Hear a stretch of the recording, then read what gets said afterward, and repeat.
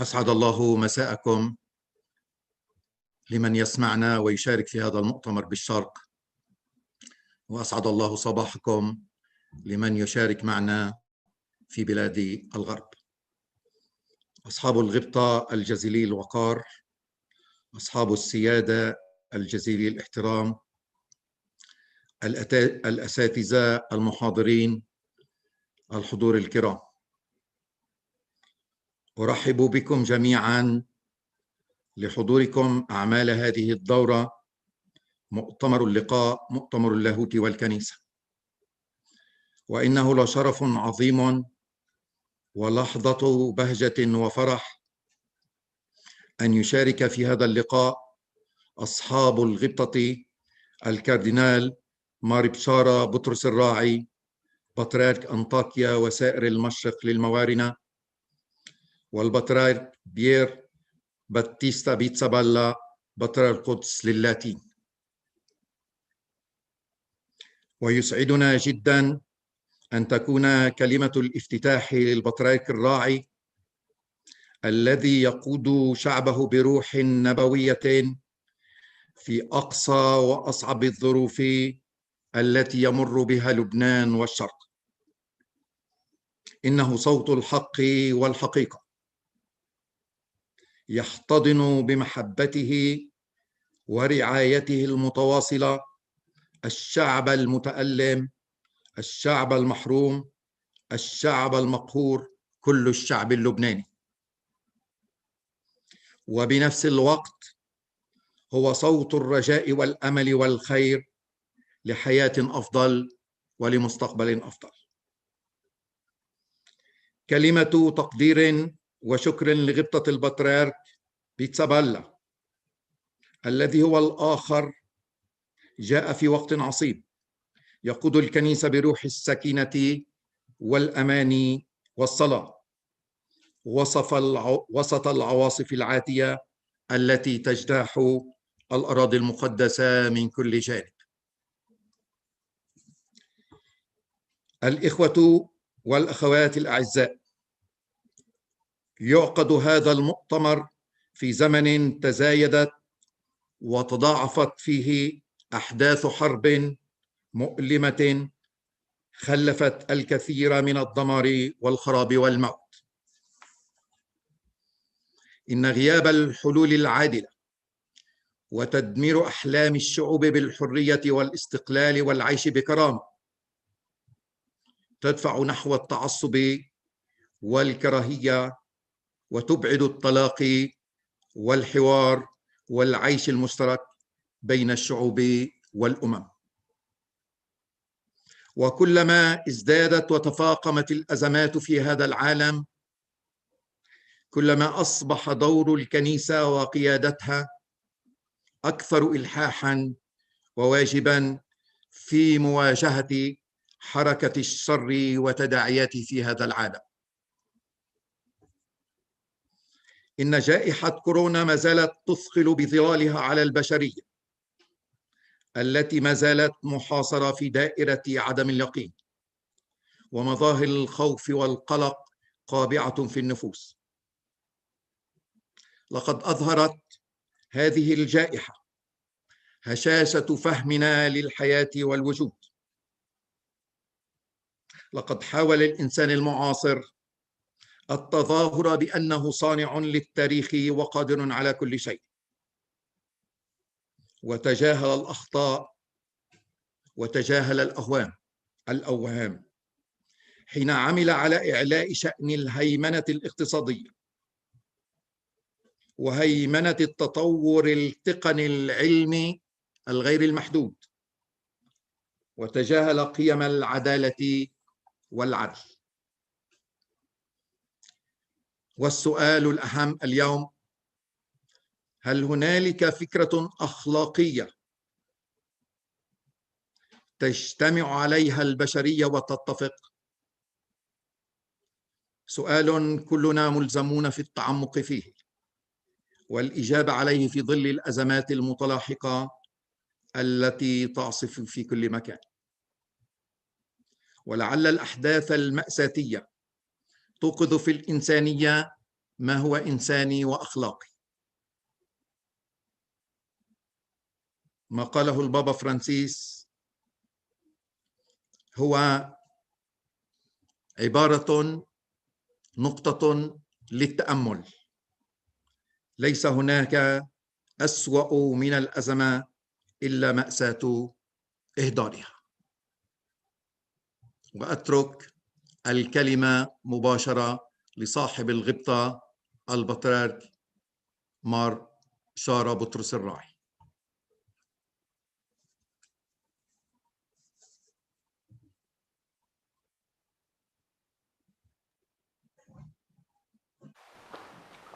بيسعدني حيي اولا غبطة البطريرك بيرباتيستا بيتزابالا وكل المشاركين في الدورة 30 31 من مركز اللقاء للدراسات الدينية والتراثية والثقافية في الأراضي المقدسة.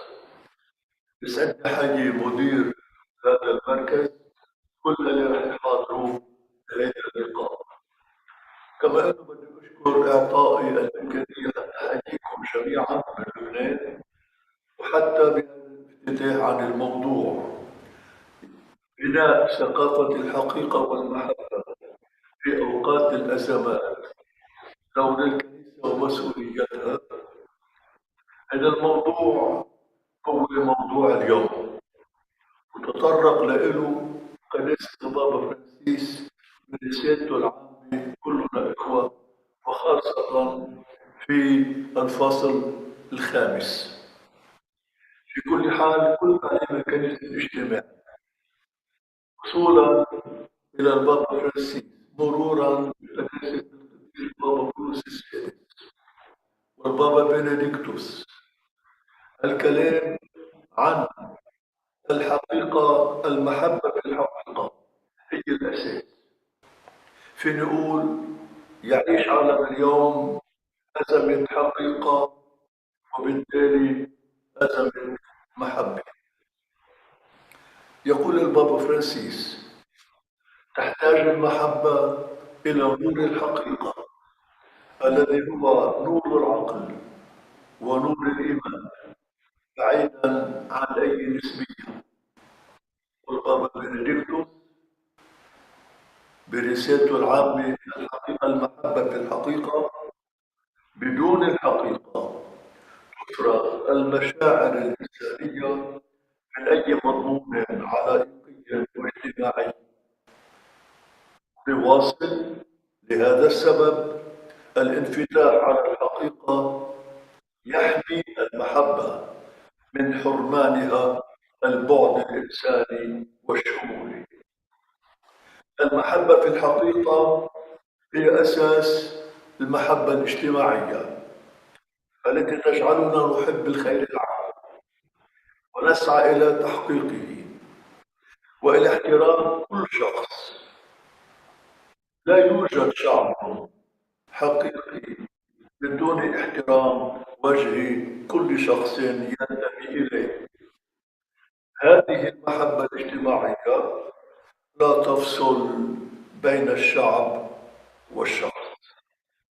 من المنطلق تكلم قداسة البابا فرانسيس برسالته كلنا إخوة عن المحبة السياسية.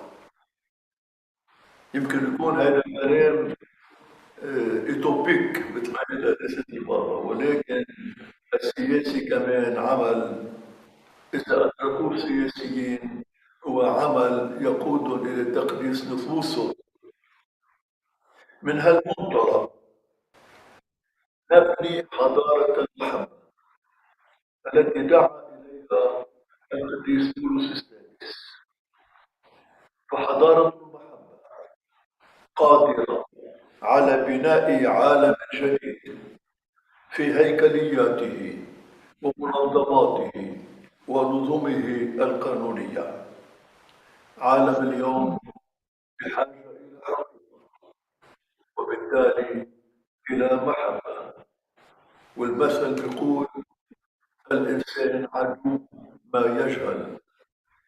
إذا أنا ما بعرف من هو الله كيف بدي أحبه؟ إذا ما بعرف مين الإنسان بقيمته وكرامته كيف بدي أحبه؟ إذا ما بعرف قيمة الوطن كيف بدي أحبه؟ نعم، العالم بأزمة حقيقة، ولذلك هو بأزمة محبة. هون بيبرز دور الكنيسة ومسؤوليتها. هل هي موضوع مؤتمركم؟ نعم، الكنيسة مؤتمنة على الحقيقة وعلى المحبة. مطلوب منها، وهذا موضوع دورتهم، إنها تنشر ثقافة الحقيقة والمحبة في أوقات الأزمات. كل بلداننا، وبدي حيي أراضي المقدسة، بدي حيي كل الشعب المقبول المظلوم، اللي عم يصرخ بيريد الحقيقة وبيريد المحبة.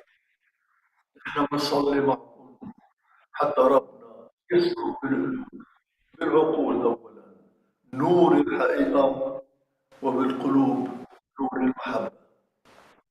الله يكون معكم وبارك دورة هذا المركز وهذا المؤتمر اللي هو مؤتمر الكنيسة واللاهوت المحلي.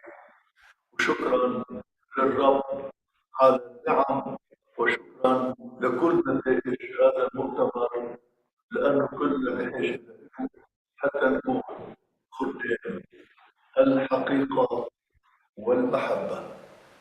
تحية من الأهل.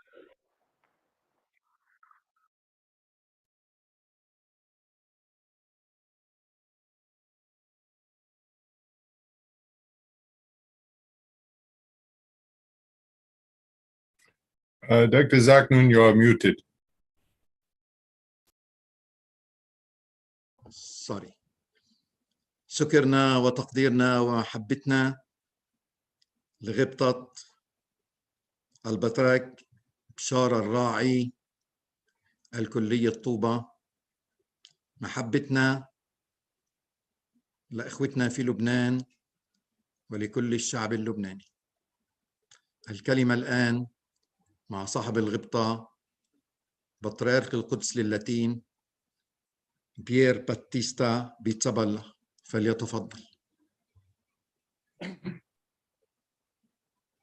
Thank you. Good afternoon to all of you. I'm very happy to be with you in this important panel.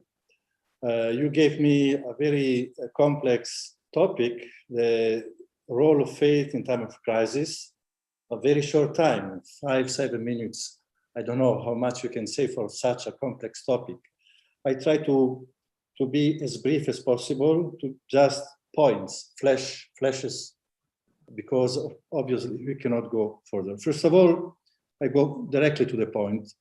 We have to clarify what is faith and what is religion. We mixed up. The two things are connected, but also distinct. Faith is a belief, first of all, is your personal experience with God, relations with God, both personal and collective. Religion is in a way, the institutionalization of the experience of faith. When the faith is become collective, you need to create some institution to formalize in a way the experience of faith. And the two things, as I said, faith and religion are distinct, but also connected, obviously. And the balance between the two should be a good balance. Otherwise, we have problems. If religions prevail on faith, we have a problem, and also vice versa. And sometimes we can have people who have religion but not faith. In Middle East, is quite common. You can have also people that they have faith, but they don't want to have any religion, to belong to any religion. So the two things are distinct, but also connected. Another important point to take into consideration that we cannot consider only faith or religion as an abstract, as a belief. I believe in one God or whatever. Faith is also determining identity, both personal and collective, is history, is nation sometimes. And this connects faith and religion also to the political dimension. It's never an abstract. You cannot just to be Christian in Rome, in Jerusalem, in Buenos Aires is not the same. The same faith, but is expressed in different ways because the faith is connected also to an identity, to a history, to culture, and so on. And this also is important to take in consideration because, as I said, this connects us immediately also to the political dimension of faith and religion. Now, to come to us, for instance, in the Israeli-Palestinian conflict, the religion is a very important role.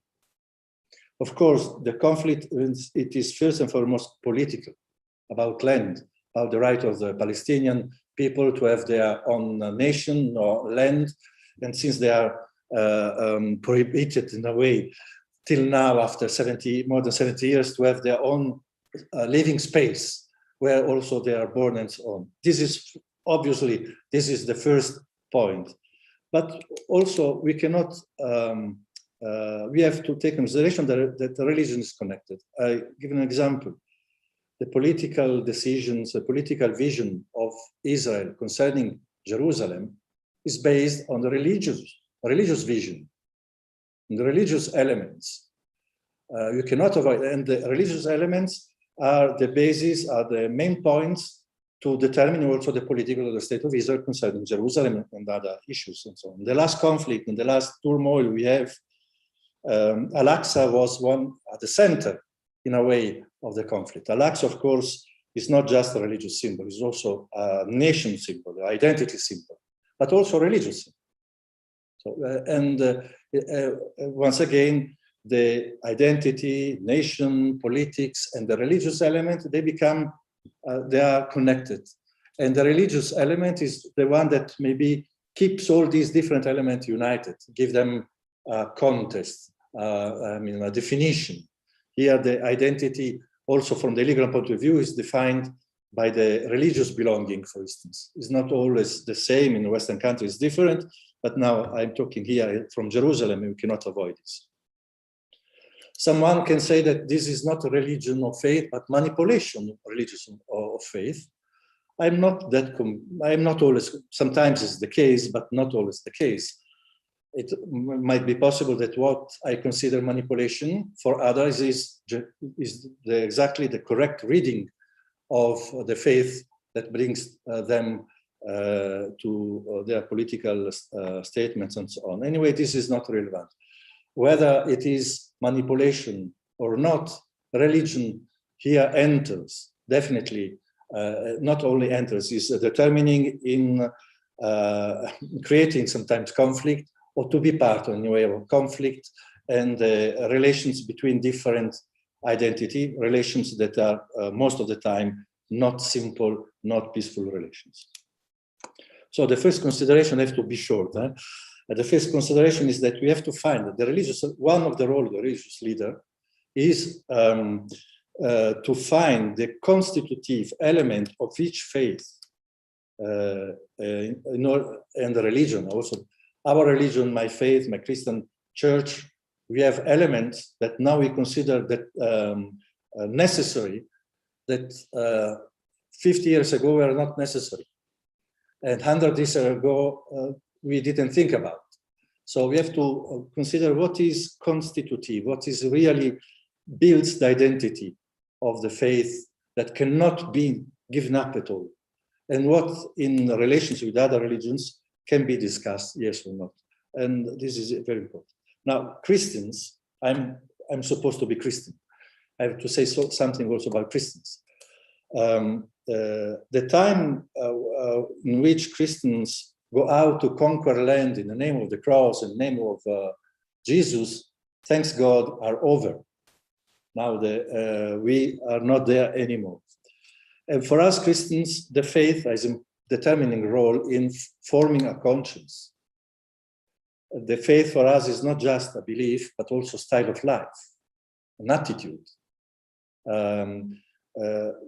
We believe in the conversion of the heart. I know that in the role when there are conflicts, to talk about conversion of the heart is something totally outside of the context sometimes is considered, but this is wrong.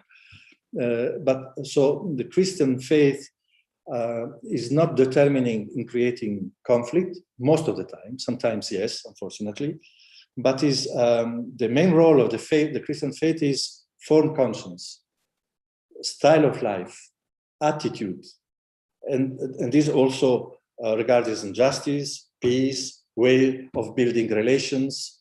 Doesn't mean that we have to close ourselves in the devotion context.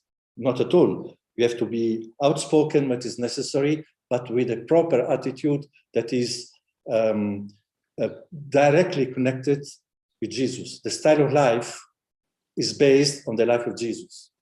You cannot have other style of life.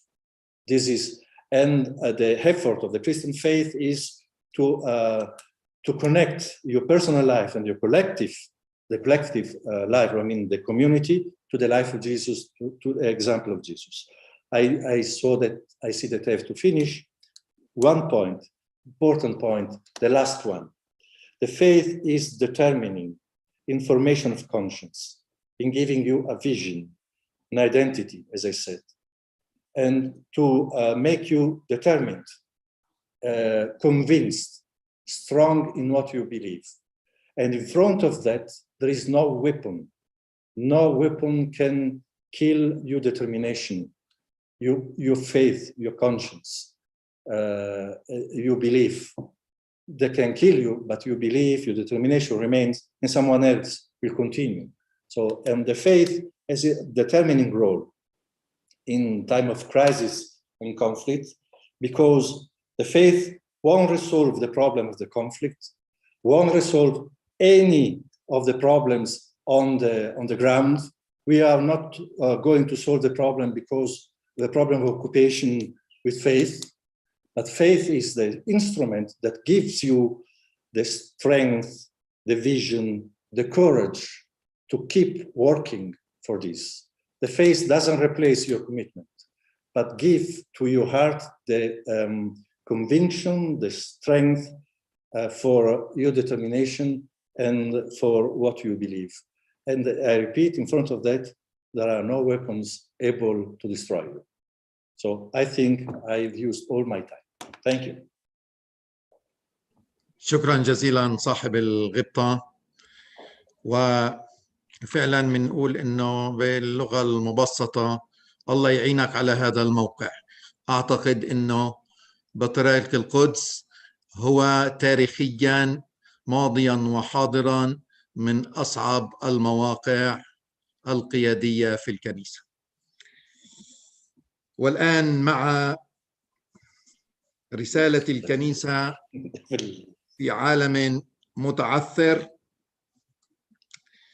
وهنالك في هذا العالم أمور كثيرة متعثرة لا حاجة لتعدادها، ولكنكم تدركونها يوميا على جميع المستويات. يشرفنا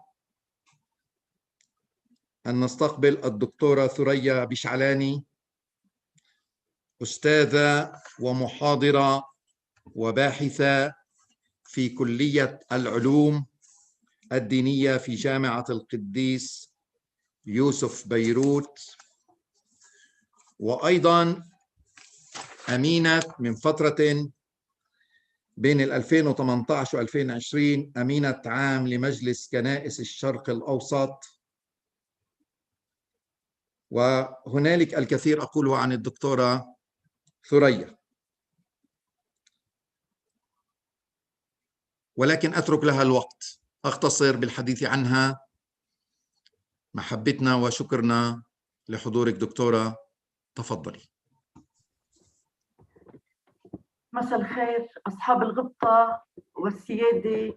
دكتور زكنون، بشكر مركز لقاء على دعوة الليلة لهاللقاء المهم، لجميع المشاركين بهيدا اللقاء، وتحيتنا من لبنان للقدس وللشعب الفلسطيني. ويصعب الكلام بهذه الظروف الصعبة والمشاعر ما بتأدي. نحن بتعاون وصلاة معكم جميعا من لبنان. كمان مثل غبطة البطرك الوقت قليل جدا، ولكن رح احاول اني احكي عن هذا الموضوع الصعب جدا باقل وقت. واسمحوا لي سلف، وبعتذر على جرأتي بالكلام، ولكن الصوت النبوي المسيحي يجب ان يكون صادقا وقريب من الحقيقة.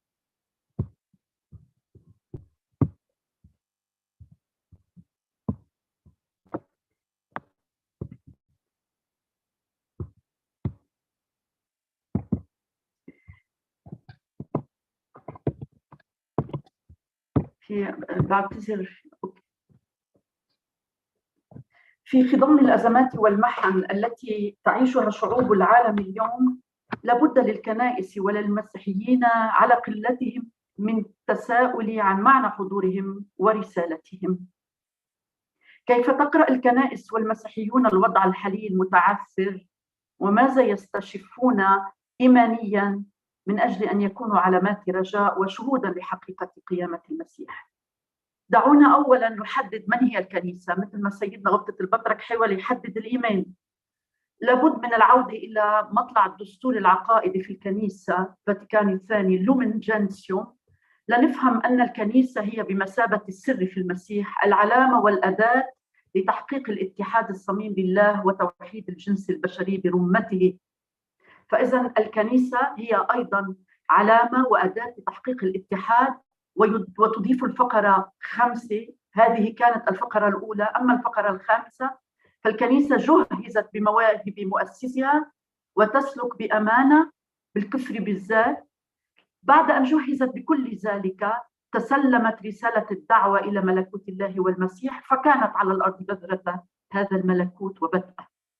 إذن إن الكنيسة في جوهرها الفائق الإدراك، يعني the mystery of the church، تتخطى الزمان والمكان، وهي بذلك واحدة ومقدسة، بيد أنها لا تتجلى للعالم ولا تتمم رسالتها إن لم تتجسد في مكان ما وتتبنى شعباً وثقافة ما وتصبح كنيسة محلية. لذا إن أردنا أن نفهم دور الكنيسة في هذا العالم المتعثر، علينا أن نوجه أنظارنا نحو الكنيسة المحلية في الشرق الأوسط. فمن هي تلك الكنيسة؟ ومن هو العالم الذي من أجله دعي؟ إن التحدي الأول للكنيسة يكمن في كيفية قراءة الأحداث الزمنية واستشفاف علامات الروح القدس فيها، حتى تكون حقاً علامة وأداة لتحقيق الاتحاد الصميم بالله. مش معقول الكنيسة أن ترى أحداثاً قاتمة فقط دون أن ترى فيها علامات الروح. ليس الروح قاتماً، ولكن الروح يستعمل ويستشف من ما هو قاتم نور للعالم. إنما نعيشه اليوم قاتم المحيا مسدود الأفق. نحن حقاً نعيش في عالم متعثر على الأصعد كافة، تأزم جيوسياسي وآخرها محاولة إبادة الشعب الفلسطيني وصمت العرب كافة والمجتمع الدولي، والأزمات المستدامة السورية اللبنانية العراقية، التسلح النووي. وهذا يكشف هشاشة سياسات جمعية الأمم المتحدة والدول وحكوماتها، تأزم اقتصادي مالي، تحكم بمصير الشعوب وممتلكاتها، تأزم قيمي بعتذر هون في غلطة، قيمي اجتماعي، ووحشية في تملك الموارد الطبيعية، وتأزم ديني وعنف وتطرف باسم الله، وتأزم إعلامي وتضليل وتعتيم. كل هذا من خلال تكريس الفساد المجتمعي والاقتصادي والسياسي والمؤسساتي. وهذا الأخطر، كنهج استراتيجي عالمي في إدارة الشأن العام. وقوام التعسر هذا كله لنا نحن المؤمنين مرتبط بغياب الله عن الوجدان والعقل الإنساني. فمن المسؤول؟ إن الله يصرخ قايين أين هابيل أخوك؟ من المسؤول عن مساندة الشعوب لكي تخرج من تعثرها؟ فإذا كانت الكنيسة قد تسلمت رسالة الدعوة إلى ملكوت الله والمسيح وإلى إحلاله في جميع الأمم، فلها حتما دور ورسالة. كيف ستقرأ الأحداث من أجل بناء هذا الملكوت؟ وما هي المعايير التي على أساسها ستقرأ دون الخوف على ذاتها؟ فليست الكنيسة لنفسها بل للآخرين. ليس لها أن تخاف على ذاتها من الاضطهاد أو من الإضمحلال أو من الزوال، بقدر ما عليها أن تكون علامة للملكوت الذي أتى ويأتي. في الواقع ليس هنالك فقط تعثر في العالم، لكن الكنائس أيضا في الشرق الأوسط متأزمة ومتعثرة. عندما نرى التحديات الكبيرة التي تواجه العالم من جهة، ونتأمل بسر الكنيسة وعظمة رسالتها من جهة أخرى، ندرك حجم المسؤولية التاريخية الملقاة على عاتقها. ولسنا هنا بصدد تعداد الإنجازات التي قامت بها والتي هي في قلب الله وذاكرة الشعوب على مر الأجيال. اسمحوا لي الليلة أن أتوقف على ما يعوق رسالتها الإلهية تلك. للأسف البالغ الشدة تغلغل روح العالم في أبناء الكنيسة ومؤسساتها. نعم، تغلغل وأبطأ بل شوه في بعض الأماكن والأوقات وجهها ورسالتها، وضلل منطقها وطريقها. وهنا تكمن الخطيئة العظمى، إذ قال الرب يسوع ونبهها: أنتم ملح الأرض، فإذا فسد الملح فأي شيء نملحه. كل الأزمات والأخطار المحتقة بالكنيسة خطيرة جدا عليها وتهدد حضورها ورسالتها، لكن الخطر الأهم الذي يهدد كيانها وعلة وجودها يكمن بما نهاها عنه الرب يسوع: إذا فسد الملح فأي شيء يملحه؟ إنه لا يعود يصلح لشيء بل يطرح في الخارج وتدوسه الناس. فالويل لأبناء الكنيسة إذا فسد ملحهم، فإنهم سيطرحون خارجا ويدوسهم الناس. ليس التطرف الديني المسلم أو اليهودي سيطرحنا خارجا، بل فساد ملحنا لا سمح الله. نعم، إن التعثر والتأزم طال أبناء الكنيسة ومؤسساتها. افتقار في إدراك وعيش المعمودية والرسالة المسيحية، ترهل بنيوي في المؤسسات، وتسلط وفساد إداري ومالي، تنافس بين الكنائس وداخل الكنيسة الواحدة، شك وتنهد على ماض مزدهر مكان يوما، ضعف في الرؤية الكنسية، وجرأة في السياسات العامة والاستراتيجيات. لكن ليست الكلمة الأخيرة للإيمان المسيحي وللمسيح القائم من بين الأموات لا لتعثر العالم ولا لتعثر أبناء الكنيسة. لست أقول تتعثر الكنيسة لأن الكنيسة مقدسة، بل الأبناء متعثرون. كنيسة المشرق العربي يجب أن تكون كنيسة الرجاء وصوت نبوي صارخ في البرية: أعدوا طريق الرب واجعلوا طرقه مستقيمة. علينا أن نشهد معا للمسيح القائم من بين الأموات ونكون كنيسة الرجاء وصوت النبوي الصارخ في البرية.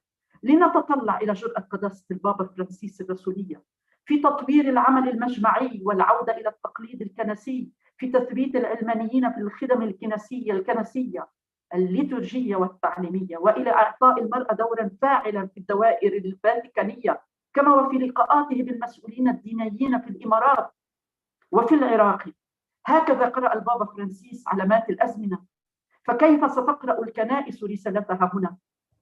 اسمحوا لي أن أذكر بنقاط 6 على الكنيسة في الشرق العربي أن تعمل من أجلها، وهي قادرة على ذلك: التجدد الروحي والتنشئة الإسرارية المستاجوجية، والتنشئة اللاهوتية المسكونية. وهذا كله مهم جدا لأنه يبدد هواجز أهل الذمة ومنطق الملل والأقليات، والخوف من التهجير والتنكيل والاضطهاد والانكفاء على الذات والتقوقع بالروح الطائفية. ثانيا، تحفيز الروح المجمعية ودور العلمانيين والمرأة خاصة في الكنيسة. ألم يطلق التقليد الرسولي على مريم المجدلية لقب رسولة الرسل؟ ثالثاً، وهذه النقطة من الأهم، العمل المسكوني. إن الكنيسة على تنوع كنائسها التاريخية هي واحدة في رسالتها في المشرق العربي، فإما أن نكون معاً وإما لا ولن نكون. فالكنيسة في المشرق العربي اليوم ليست بعد الآن لا سريانية بحت ولا يونانية ولا أشورية ولا أرمنية ولا قبطية ولا لاتينية، بل هي كنيسة آتية من كنوز التنوع والإرث العظيم ومنصهرة في الثقافة العربية ومرسلة إلى العالم العربي اليوم، والمنبر الرسمي لتجسيد روح المعية والمجمعية. هذا هو البيت المسكوني المشترك، أعني به مجلس كنائس الشرق الأوسط. في هذا الصرح المسكوني الواحد تكون الكنائس على تنوعها كنيسة محلية واحدة، كنيسة المشرق العربي، وبكل فخر صانعة الثقافة العربية كما أسباها الأب جان كوربون، أو لن تكون أي ستتلاشى وتزول. ثالثاً، تمكين وتطوير وتفعيل دور المؤسسات الكنسية التربوية والاستشفائية والاجتماعية ووضعها في تصرف المسيحيين وغير المسيحيين، واستثمار أراضيها الزراعية من أجل تثبيت الناس في أرضهم. تحفيز أبناء الكنيسة العلمانيين على الاندراج والانخراط بالعمل الثقافي والسياسي والاجتماعي في أوطانهم العربية دون تلكؤ أو تردد في سبيل إرساء قيم الأخوة الإنسانية وتفعيل مبادئ المواطنة الشاملة والحاضنة للتنوع، والعمل على صون حرية المعتقد والضمير وترجمتها دساتير وقوانين، وهذا يفترض ثقة بالآخر وطول أناة. وآخراً، تشكيل فريق عمل مسكوني كفؤ يعمل على قراءة الأحداث ورسم الرؤية الكنسية والسياسات العامة واستراتيجيات الموحدة الواضحة والجريئة للحضور المسيحي في الشرق الأوسط. قال الرب يسوع: أنتم ملح الأرض، فإذا فسد الملح فأي شيء يملحه؟ فطوبى لنا كل الطوبى إن طيبنا بملحنا الإنسانية والخليقة والأرض وكل ما فيها، فأضحى لها بحضورنا مذاقا متجددا. فتعالوا نكون معا ملحا طيبا وكنيسة الرجاء في هذا المشرق العربي. وشكرا. شكرا جزيلا دكتورة ثريا. نعم، أنت ملح الأرض. أشكرك بمحبة على هذه المحاضرة التي شملت جميع الجوانب التي تعشعش في قلوبنا وعقولنا. شكرا أيضا على هذه الجرأة النبوية التي هي الطريق الوحيد للسير قدما في رسالة الكنيسة في هذا الشرق. دور المنظمة الكنسية في أزمة الجائحة. ويسرنا ويسعدنا أن يكون المتحدث دكتور توماس وولش، وهذه المرة الثانية دكتور توماس نحن وأنتم في لقاء مميز. أشكركم على هذا التعاون وأقدر المجهود الذي تقومون به من أجل مركز اللقاء. دكتور توماس وولش رئيس اتحاد السلام العالمي وتحالف المنظمات الدينية نيويورك، الولايات المتحدة. تفضل. الحديث في الإنجليزية طبعا. Thank you very much, Dr. Yousef Zaknoun, for pulling this very important discussion together. And I'm deeply appreciative and have learned a lot from the panelists thus far. So truly, this is a remarkably strong group of panelists put together at this important and crucial time. I'll read my remarks given the various languages present in this webinar. It's a pleasure and a privilege to be part of this important program.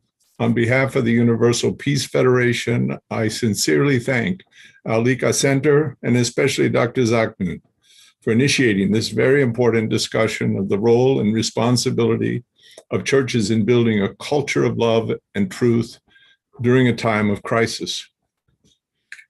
One might argue that all times in human history have their crises, and to some extent this is true. And of course, the church has weathered many crises over the millennia. Nevertheless, insofar as we each live only one lifetime, each crisis has its uniqueness. This era of the COVID-19 pandemic is no exception. There's a saying in America voiced by some politicians that goes something like this: never let a crisis go to waste. In other words, if there's a crisis, look for the opportunities to take political advantage of the situation. I am not advocating this approach. However, I do believe there are aspects of our current situation that may be viewed as silver linings, as in the expression, every cloud has a silver lining, attributed to the poet John Milton. The current crisis is not merely a health crisis, though surely it is that. Pandemics throughout the ages have been very complex, broad-based disruptions, bringing death too soon to too many, and threats to life in general, impacting not only our human security at a very basic level, but also having broader social, economic, political, even scientific impact, not to mention the religious factor. In preparing, I noted that going back even to classical Athens, Thucydides reported about the impact of a plague on Athenian society.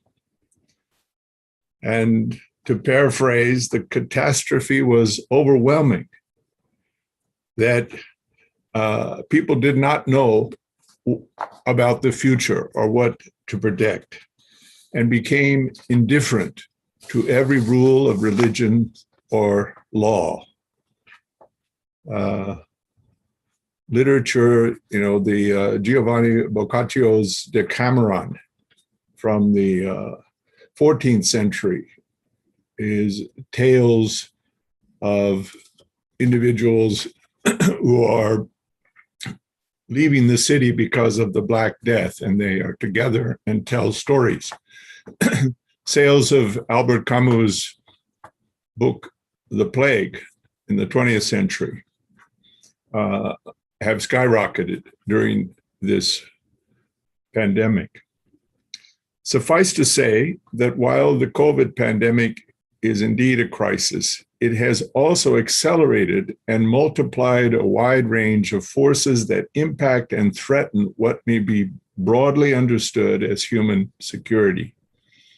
There's no doubt that the world economy has dramatically been impacted. Many businesses have closed and people have lost their jobs, their livelihoods. Politically, the pandemic has seemingly contributed to the intensification of polarization, both between among great powers and among nations, and within nations, among ethnicities and races, economic classes. In the USA, this polarization is expressed in the deep division and hostility, in fact, that exists between the two main political parties. It is also manifested in the news media. Professional journalism has become increasingly partisan and activist in its orientation. Likewise, political polarization has also afflicted the corporate world, and perhaps most especially the big tech social media, the monopolies like Facebook and Twitter. Even science itself is caught in the politicization. This reality also impacts religion and has presented or exacerbated already existing challenges religion is facing. Even before this pandemic, churches and even religions in general have seen a rapid rise among younger people of what are called religiously unaffiliated, or the nones, N-O-N-E-S. That is, people who, when surveyed, are asked, what is your religious affiliation? Their answer is none. I have none. Some say that the nuns are the fastest growing religion in America and perhaps in other parts of the world. Complicating things further, during the pandemic, churches could not function as they have for centuries. As a result, services, sermons, sacraments took on new forms. And the state or the government, ordinarily keeping its distance from church affairs, enforced mandates that impacted church life, traditions, even religious freedoms.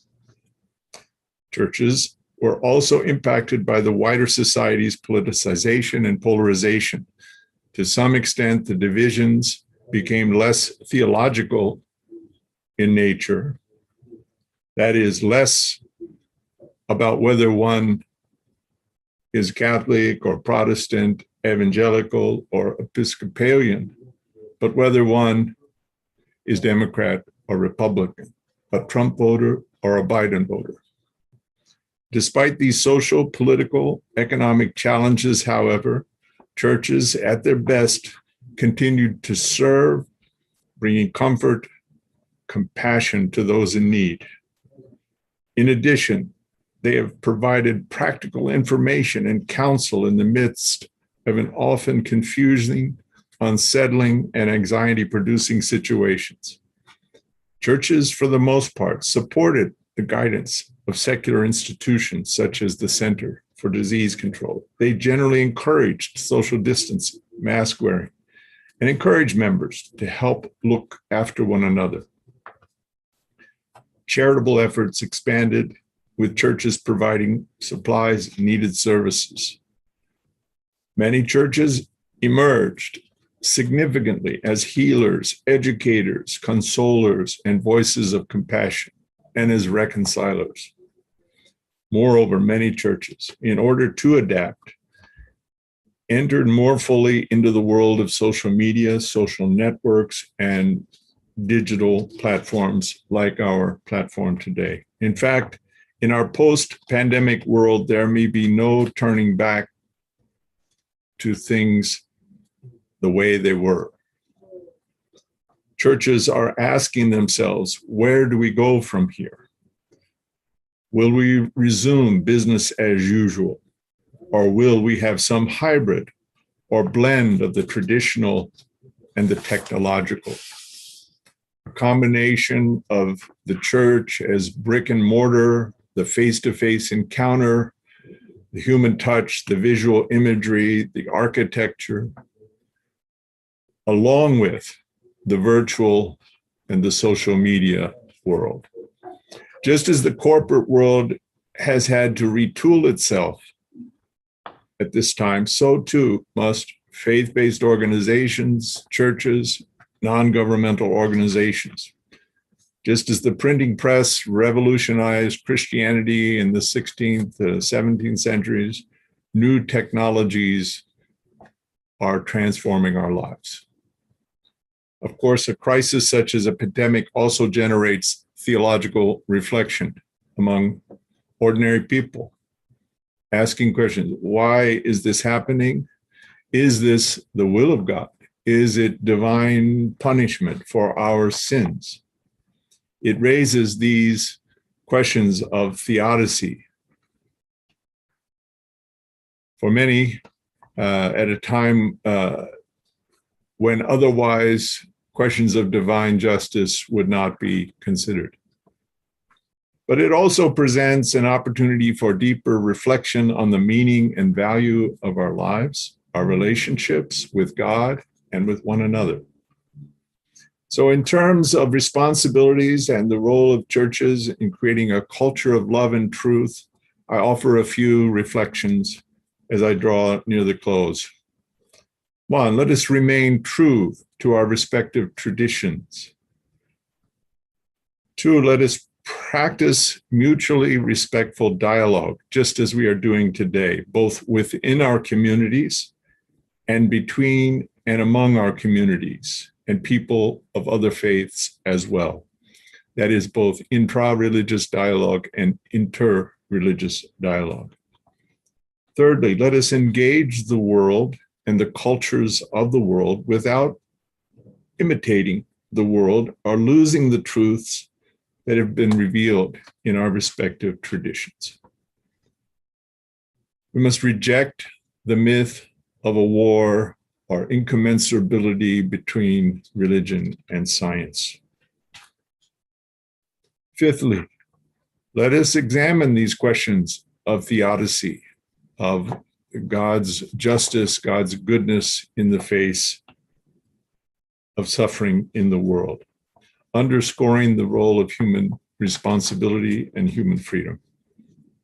Sixthly, let us become centers of compassion and healing, service to others. Seventh, let us always promote dialogue, mutual respect, reconciliation, and cooperation. The silver lining of a crisis is that we have the opportunity to deepen our relationship with God, to revisit our priorities in life, to reflect on the meaning of life and of death, and to prepare to die well. I close with a statement prepared by the UPF entitled "The Crisis in the Holy Land," a call for dialogue, prayer, and an end to the violence. As we observe the recent eruption of conflict and violence, sadly in the Holy Land, our hearts are deeply saddened. The Universal Peace Federation, through its Middle East Peace Initiative, inaugurated in 2003, has continuously worked to promote dialogue and cooperation among all stakeholders in the Holy Land, especially among religious leaders of the Abrahamic traditions. Violence and loss of life will yield no lasting solution. We therefore encourage the people throughout the world to join together in a call for putting an end to the bloodshed. Moreover, we strongly advocate for the immediate convening of principals from all sectors to engage in dialogue aimed at a ceasefire and ultimately reconciliation. We address this call to multilateral institutions and governments, as well as to the representatives of civil society, the private sector, and faith-based organizations. UPF, through its various associations, such as the Interreligious Association for Peace and Development and the International Association of Parliamentarians for Peace, will offer its services and full support of such efforts. Every life is precious. Violence cannot heal the human heart. Let us find another way. Finally, we call upon people of faith to come together in prayer within their families, within their own communities. We encourage interreligious prayer and dialogue for peace and reconciliation. And we trust by coming together in sincere dialogue and a search for solutions, we can take urgent and necessary steps toward a better tomorrow. Thank you for your patience and your attention to these remarks. Thank you, Dr. Zaknoun. شكرا جزيلا دكتور وولش على هذه الرؤية التي بها كثير من الرجاء وكثير من الأمل وكثير أيضا من المحبة. أنتقل إلى المتحدثة الدكتورة ماريا إليزابيث لوس ريوس، أستاذة الفلسفة وأخلاقيات العلوم الحياتية في جامعة أناهواك وجامعة بان أمريكانا المكسيك. لك الكلمة، تفضلي.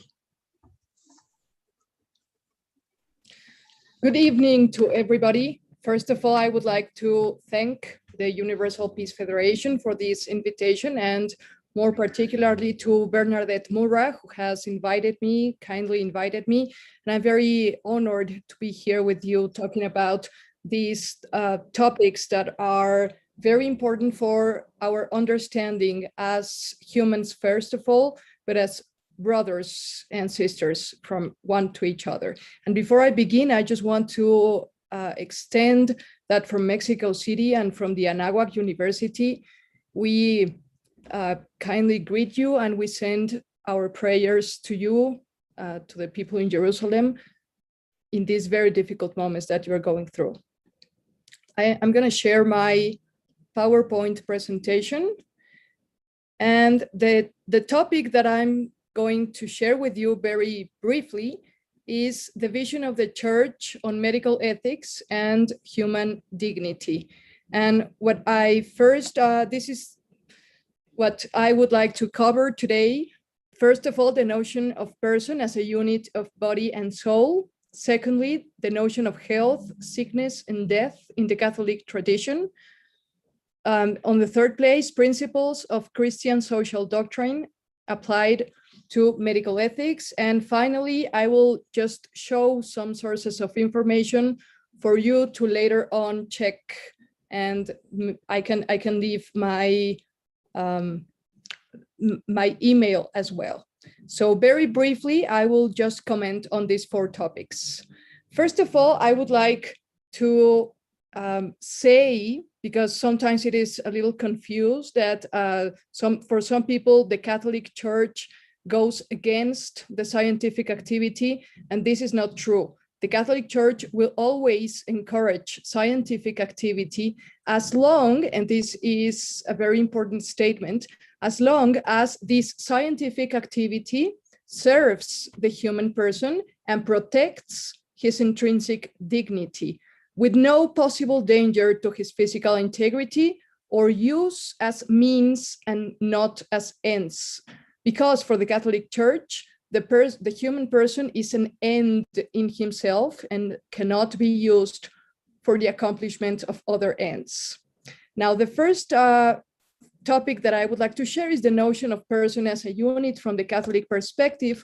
We all know that we all are sons of God, and this brings up the second very important notion in these minutes, that is the notion of human dignity.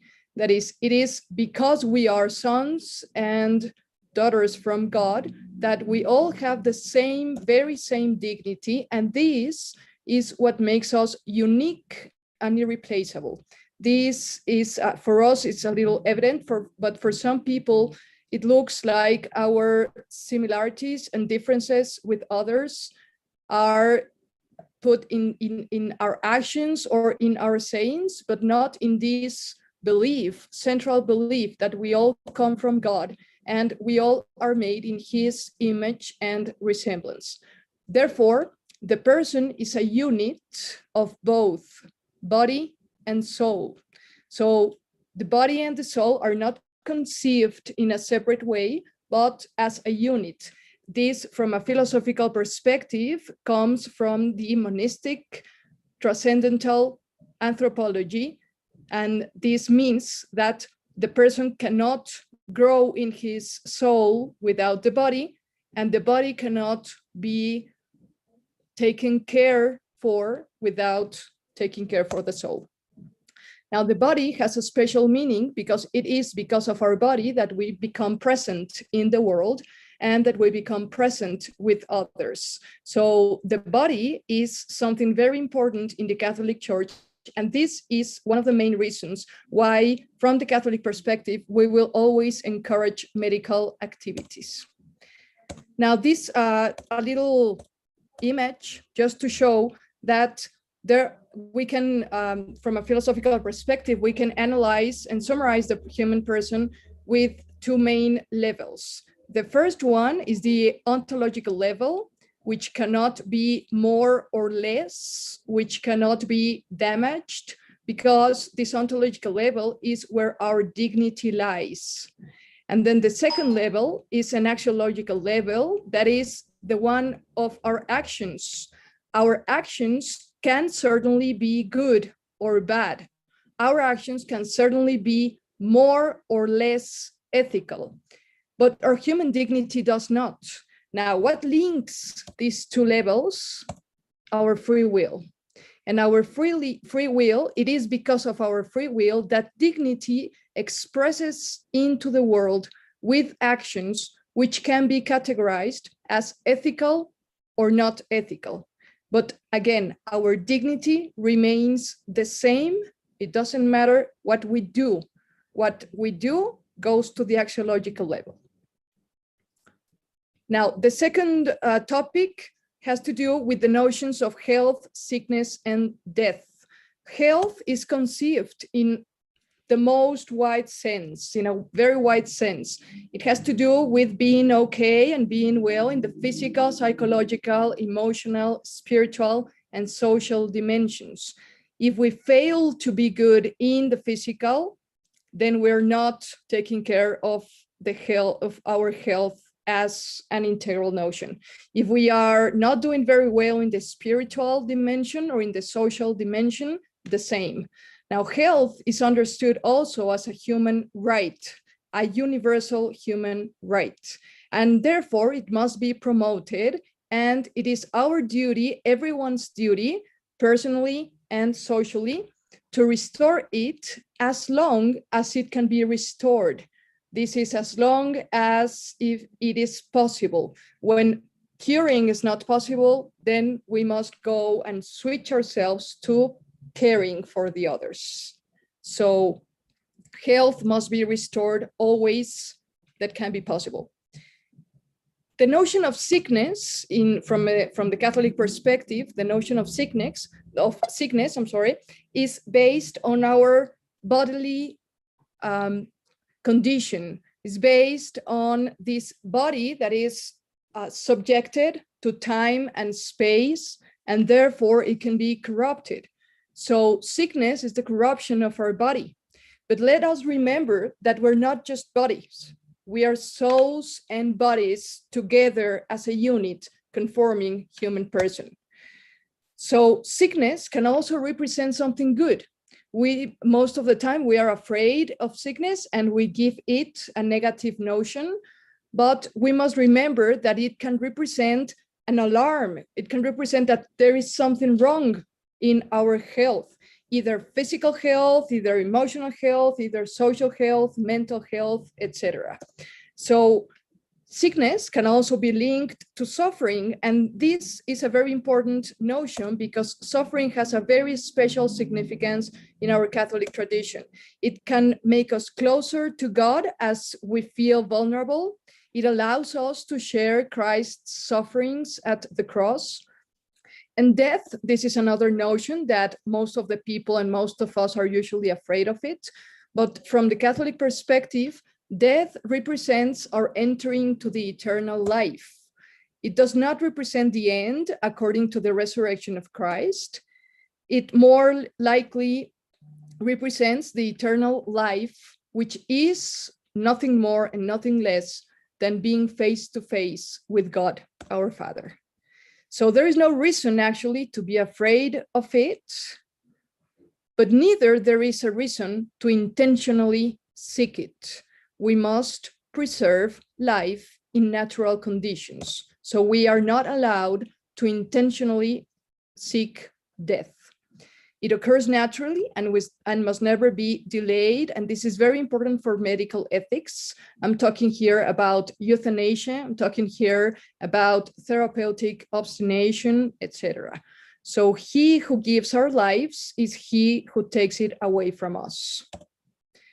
And just very briefly, I will comment on some of the principles of the Christian social doctrine that are applied to medical ethics. First of all, the absolute respect for human dignity by the concept or understanding it on the concept of totality. on the concept of unit, and on this very important concept of health as an integral notion that is confirmed with all these dimensions that I just talked about. So respect for human dignity is the most valuable and the first principle that we must all keep in mind. Secondly, the principle of physical integrity, according to what I just said before, that it is because our body that we become present with others, that we can share with others, and that we become present in our world and can transform it. So physical integrity, this is what is most commonly understood as the therapeutic principle. That is that I am allowed to intervene in one part of our body if it is to save the whole. So the therapeutic principle comes secondly. Thirdly, the principle of free will that we usually call autonomy, but this autonomy has to go in a very strict link with the informed decision-making. This is the notion of responsibility.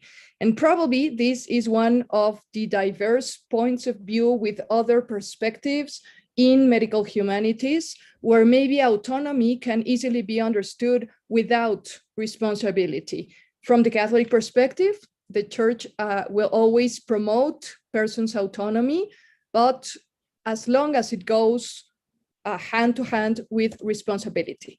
And finally, the principle of common good. We all know this is a very central principle, and this principle is accomplished by two other principles, solidarity and subsidiarity. Solidarity means the responsibility that we all have with each other to promote the best conditions for our human development. So this is among equals. And subsidiarity is to be able to understand who is in a greater need and give more where there is a greater need. So that is kind of the essence for accomplishing common good, that will never promote the person without the society or the society without the person, but will promote the unit between person and society. So I will just show you these documents that are very rich sources of information in special topics at the beginning of life, at the end of life. There are many other documents, but these are like the main ones. I still have more information, but respecting the time frame that I was given, I will just stop my presentation here. This is my email, so I'm at your service, and hopefully we can talk about these central topics for the medical ethics. Again, thank you so much for this space, and my prayers with you. شكرا جزيلا دكتورة ماريا إليزابيث على هذا الإسهاب في قضايا الأخلاقيات الطبية. وتبين لنا أن أخلاقيات العلوم الطبية وأخلاقيات الحياة الآن في واقع مستجد ومهم جدا، والقضايا التي تثار من كل النواحي، من النواحي الفلسفية واللاهوتية ومن الناحية الاجتماعية والنفسية، إنه موضوع لربما أقول من أهم المواضيع الآن التي تواجهنا وتواجه أيضا الكنيسة وتواجه البشر. وأخيرا وليس آخرا، مع المتحدث الأخير المحاضر في هذا اللقاء، الكنيسة والقضايا الأخلاقية، الأب الدكتور إدغار الهيبي، أستاذ اللاهوت الأخلاقي وأخلاقيات علوم الحياة في جامعة القديس يوسف بيروت، مدير المعهد العالي للعلوم الدينية في جامعة القديس يوسف بيروت أيضا، وأمين عام اللجنة الأسقفية لرعوية الخدمات الصحية. فالكلمة لك أبونا الحبيب، تفضل. مساء الخير أصحاب الغبطة، أصحاب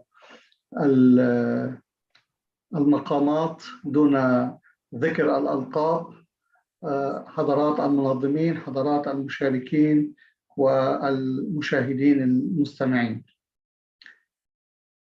بالشات كتبت اسمي غلط، إدغار الهيبي باللغة العربية. أشكر لكم دعوتي إلى هذه الندوة.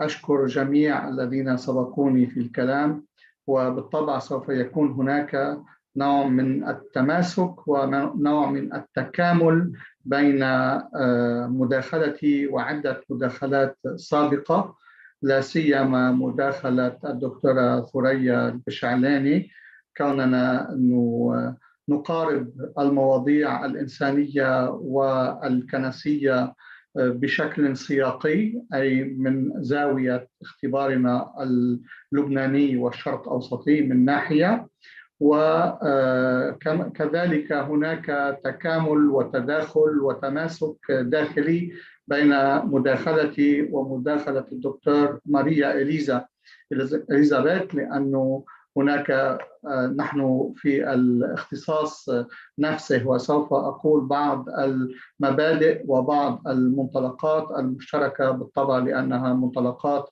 إنسانية كنسية كاثوليكية، وبالطبع هي مشتركة. لن يكون هناك الوقت الكافي بالطبع لكي ندخل في تفاصيل مداخلتي، ولكن لابد من ذكر الأمور بشكل عناوين ربما. هذا يساعد الجميع على المتابعة وعلى التفكر فيما بعد إن شاء الله. أولاً أحدد هدف المداخلة وبنفس الوقت محدوديتها. الهدف هو وقفة إنسانية مسيحية أمام المسائل الخلقية التي يطرحها ليس فقط التطور الطبي، إنما أيضاً التطور الطبي والعولمة. فإذا نحن هنا نتكلم عن وقفة إنسانية مسيحية في مسائل الأخلاقيات، ولكن مباشرة مرتبطة بحافزين مهمين ومتكاملين: التطور الطبي والعولمة.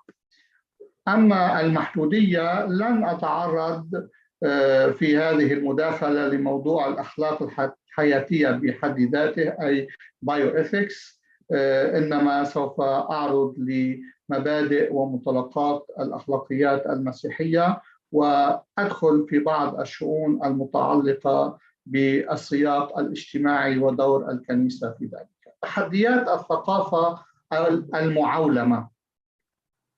أول تحدي بحب أنه أتكلم عنه هو غياب الحدود الثقافية، أي أن لم يعد هناك حدود جغرافية للثقافة، ولم يعد هناك حتى حدود بيئية للثقافة بسبب العولمة، لأن الثقافات أصبحت متداخلة متشابكة، في بعض الأحيان متكاملة، وفي بعض الأحيان متنافرة.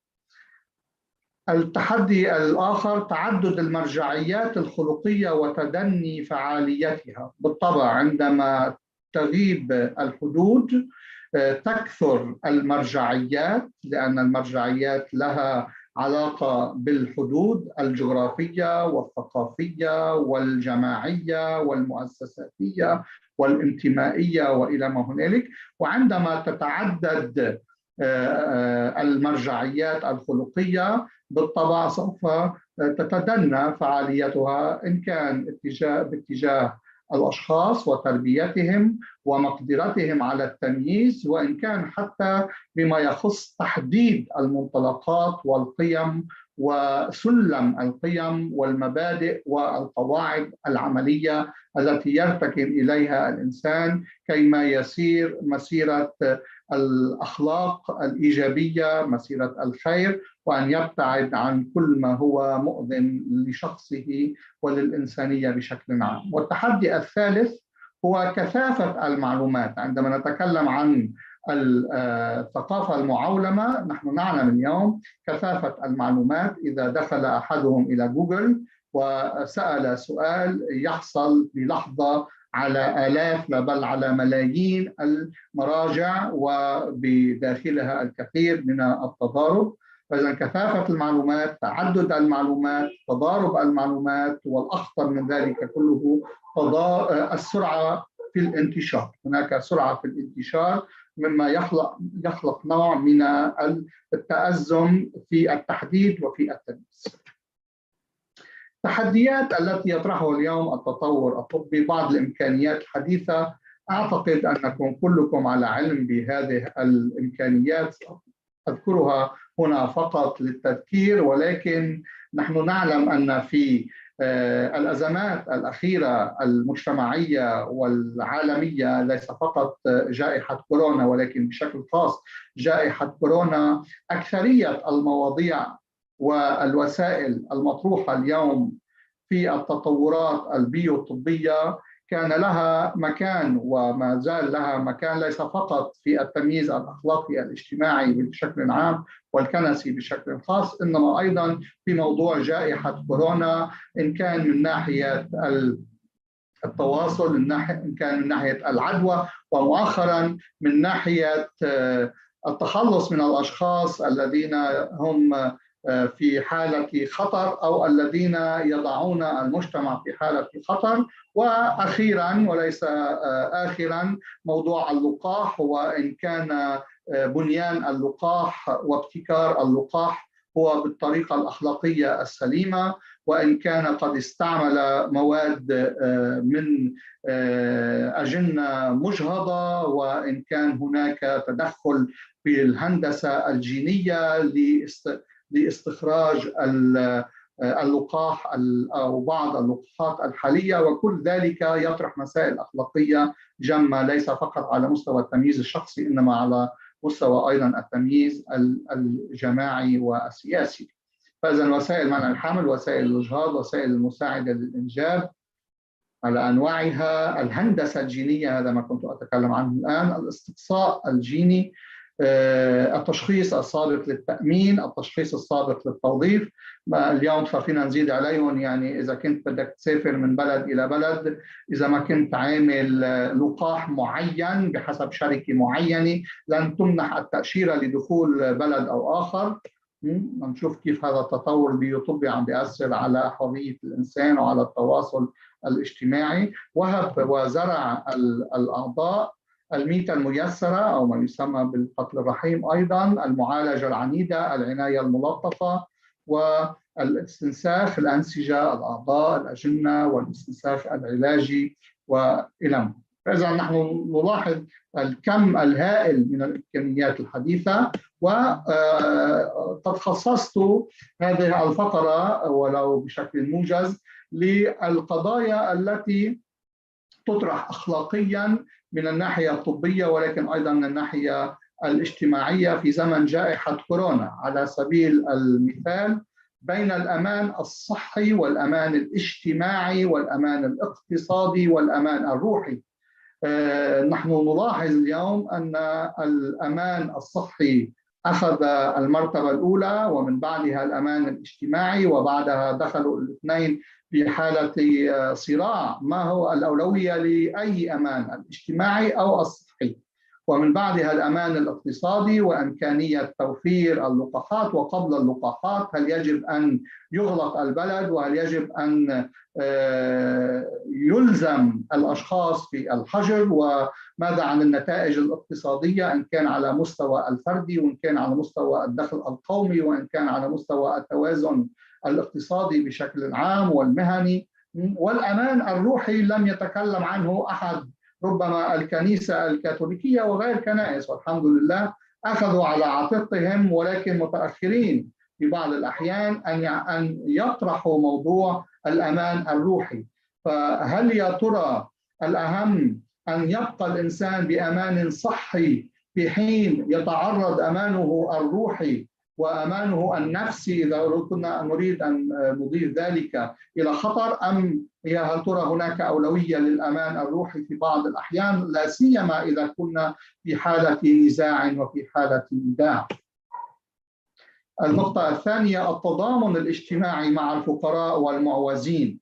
أكيد هذه حالة نحكى هلأ من شوي عن مبدأ الإمدادية أو المساندة، السبسيدياريتي، هذا التضامن، وأكيد مع السوليداريتي، هل هذا التضامن الاجتماعي استطعنا أن نقوم به فعليا في بلداننا الشرقية الشرق أوسطية؟ أتكلم مثلا عن لبنان بشكل خاص. أنا للأسف ومع العلم ومع كل الاعتراف ببنوتي أكيد للكنيسة وباعتزازي لهذه البنوة، أعتقد أن هناك الكثير من التقصير في هذا المجال. لا يكفي أن نعظ، لا يكفي أن نطرح الصوت. من المهم أن نضع بين أيدي الفقراء والموازين ليس فقط أفكار، إنما أيضا مواد فعلية تساعدهم على الصمود، إن كان من الناحية الصحية أو الاقتصادية أو الثقافية وإلى ما هناك. مسألة سوف أعود إلى هذا الموضوع لاحقا. مسألة الرصد، الفحص المخبري، هل احترمنا فعلا موضوع أن نؤمن هذا الفحص المخبري للجميع دون كلفة؟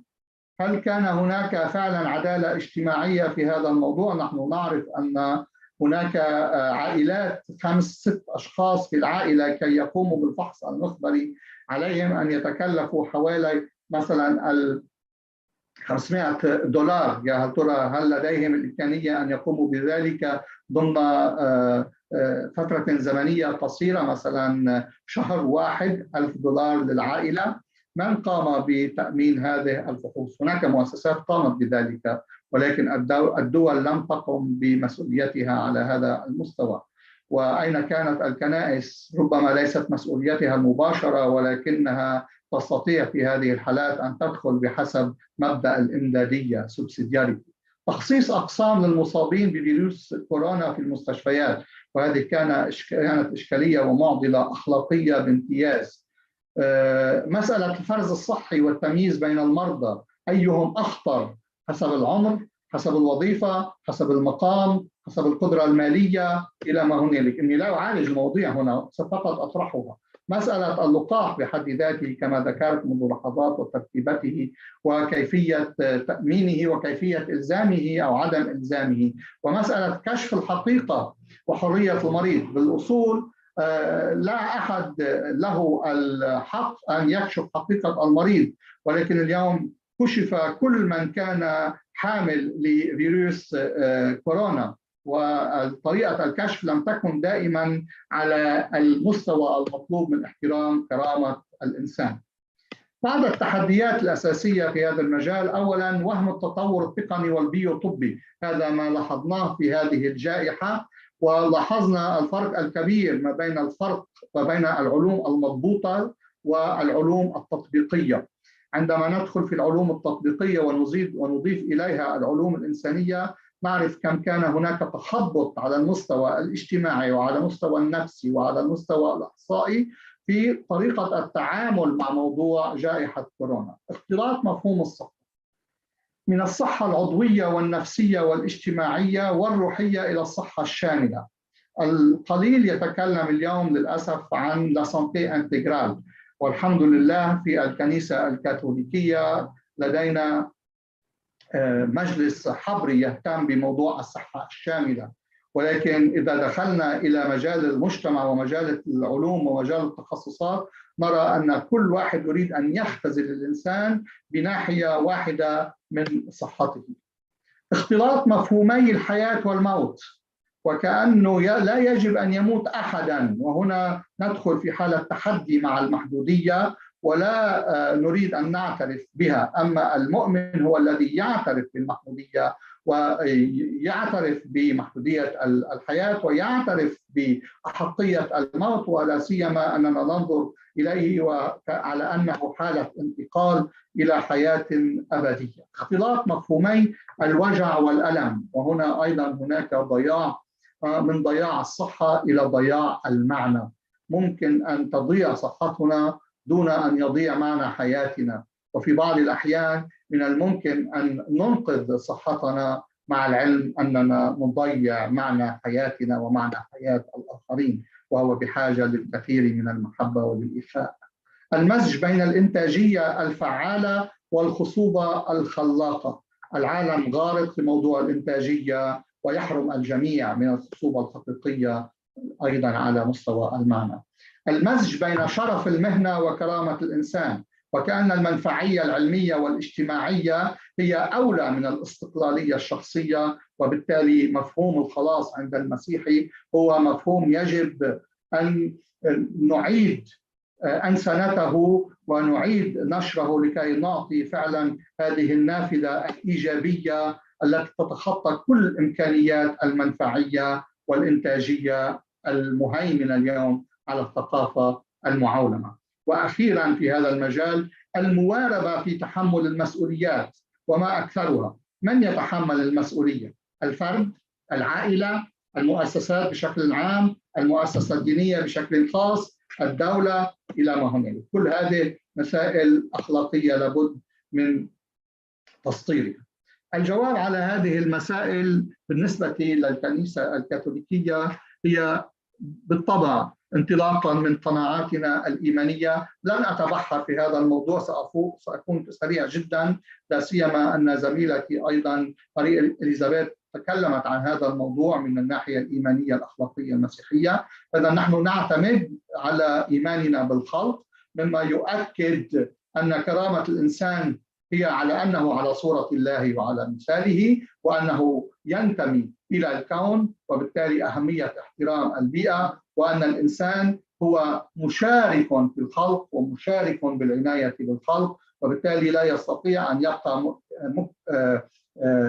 مكتف الأيدي ومصلي طالبا الإنقاذ من الله، إنما عليه أن يميز أين هو دوره في الشراكة مع الله في سياسة واحترام وتطوير وتعزيز البيئة التي خلقها الله.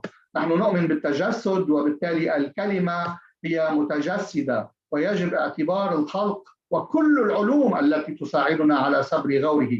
هنا نحن نعاني، وأحيانا في الكنيسة نعاني من مقاربة تريد وضع نوع من التضارب ما بين العلم وبين الدين، ما بين العقل وما بين الإيمان. وللأسف هناك أبناء كنيسة وكهنة وعلمانيين مؤمنين يعتبرون أن هناك فعلا تضاد بين العلم والدين وبين العقل والإيمان، وليس هذا هو تعليم الكنيسة الكاثوليكية أبدا. الخلقية المسيحية أيضا لا ترفض العمل في الظروف المشوشة. هذا ما لاحظناه في آخر في مرحلة الجائحة، لا سيما مثلا الأشخاص الذين لم يريدوا أن يتناولوا باليد، وقد أدى ذلك لإشكالات رعوية كبيرة. أهمية أو الذين لا يريدون أخذ اللقاح الفلاني لأنه معد بطريقة غير سليمة منذ 30 سنة مثلا كتقنية. لا كلا، نحن نعيش في عالم متجسد، ونعرف أن علينا أن ننمو نحو الأفضل، ولكن لا نعيش في حالة صفوية بيوريست. أهمية اعتبار الكلمة، أي يجب خلق وإنشاء الأطر التي تساعد الإنسان على التعبير، ويجب أن يكون هناك من يرافقه ومن يصغي إليه ومن يساعده في التمييز ومن يؤاسيه ومن يعزيه في حالات ألمه وفي حالات ضياعه. والصليب والفداء كي نعترف أن الخطيئة هي حالة وجدانية في العالم، وأن هناك إمكانية إنسانية بنيوية على الانحراف، ويجب أن نميز دائما هذه الإمكانية كي نواجهها بمحبة وبرحمة. وأخيرا نحن أبناء القيامة، ولن نكون أبدا أبناء الموت وأبناء الإضمحلال في البعد المادي والزماني المكاني. والعنصر كي نكون أننا نحن دائما في حالة انفتاح على الحقيقة، لأن الروح القدس يعمل في كل شخص، ويعمل فينا ككنيسة، يعمل فينا كضمير، ويعمل فينا كمؤسسة. انطلاقا من هذا الإطار الإيماني الأساسي، أسطر نقطتين في الضمير الأخلاقي. الضمير هو دائما في حالة تكامل وفي حالة تفاعل ما بين الشريعة، ما بين الموروث، ما بين الكتاب وما بين الوجدان، بين الروح القدس الذي يتكلم في وجداني، ليس فقط كل مؤمن إنما كل إنسان، لأن كل إنسان هو على صورة الله ومثاله، وعلينا أن نعرف كيف نتفاعل ونتعامل ونصغي بكل إنسان ذات نية طيبة وإرادة صالحة. وبالتالي يجب علينا العمل أكثر فأكثر على تنوير الضمير وليس على احتلاله. وللأسف في بعض رعوياتنا، لا أقول في بعض تعاليمنا، ولكن في بعض رعوياتنا الكنسية هناك الكثير والكثير جدا من احتلال الضمائر، وهذا ليس فقط على مستوى السياسي، ولكن للأسف حتى أيضا على المستوى الديني وعلى المستوى الرعوي. الوسائل الكنسية اللازمة لمواكبة التطورات ومواجهة التحديات، أولا فعلا علينا أن نشهد شهادة المسيحي الفاعلة والفعالة. كل مسيحي هو أيقونة المسيح الحية، المحبة والرحمة، ونأخذ هنا أيقونة السامري الصالح، وذلك على مستوى كل فرد، الكاهن والراهب والراهبة والعلماني، على مستوى المؤسسة استخدام الثقافة والعلم والتطور التقني والطبي والإداري في سبيل بشارة الإنسان الفردي والجماعة، وككنيسة عمل رعوي متكامل. أنا أقترح بل أشدد على أهمية إنشاء لجنة أخلاقية مركزية للكنائس المحلية. لقد عانينا وما زلنا نعاني مثلا في لبنان، أقله على مستوى الكنائس الكاثوليكية مجتمعة، أن يكون هناك لجنة أخلاقية واحدة تفكر وتقرأ وتترجم وتبوب تعليم الكنيسة وتعطي آليات عملية متناغمة، وليس على كل كنيسة وعلى كل راعي أن يبتكر وأن يخترع، وفي بعض الحالات بسبب الطوارئ ربما أن يناقضوا بعضهم البعض. وإنشاء لجان وجماعات رعوية تهتم تنظيميا وعلائقيا وماديا وأسراريا، لأنه فعلا عندما تكثر المبادرات من الخطر أن ندخل بالفوضى وليس في الشهادة. أمثلة عملية، وأني أنهي بذلك، أمثلة عملية للرسالة. بالطبع أتكلم عن دور الأسرة، وهذا موقف كاثوليكي بامتياز، المرافقة الشخصية، ولكن بشكل خاص أريد أتكلم عن إنشاء المراكز والشبكات المتخصصة. نحن اليوم في عالم متخصص، هناك عولمة ثقافية، ولكن في هذه العولمة الثقافية هناك تخصصات، ويجب على الكنيسة أن تنشئ شبكات متخصصة في كل المجالات، وأن تضع فيها روح الإنسان كما كشفه لنا يسوع المسيح. بذلك نعمل على مسحنة البنى الاجتماعية، ليس بمعنى التزمت التبشيري، إنما بمعنى الشهادة الحقيقية. كما أدعو إلى التضامن الاجتماعي والتعاضد المادي، ليس فقط بالكلام واللسان إنما بالعمل والحق. وفي ذلك أدعو إلى تطوير الشفافية الإدارية والمالية، وتطوير نظام التقييم والمحاسبة. أعتقد هنا أنا والدكتورة ثريا بشالاني نتكلم عن المواضيع نفسها، ونحن في حالة فقر مدقع في الكنيسة وفي مؤسساتها، لأننا لا نعرف كيف ندير أموالنا، ولا نعرف كيف ندير أملاك الكنيسة، ولا نعرف كيف نتضامن اجتماعيا وماديا، والأخطر من ذلك نحن في حالة غياب مخيف للشفافية، إن كان في التنظيم الإداري وإن كان في الإدارة المالية، وإن كان في تطوير نظام من يخطئ، لأنه يجب أن يحاسب. وخامسا حملات التوعية، ندوات إلى هنالك، نعرف كل ذلك. أتكلم أيضا عن اكتشاف الدعوات العائلية. يجب أن أتوقف ربما احتفال سنوي بيوم الحياة، يوم المريض، يوم المسن، هذا يتطور أكثر في مجتمعاتنا، والحمد لله، بإعاز وإرشاد الكنيسة الكاثوليكية جمعاء.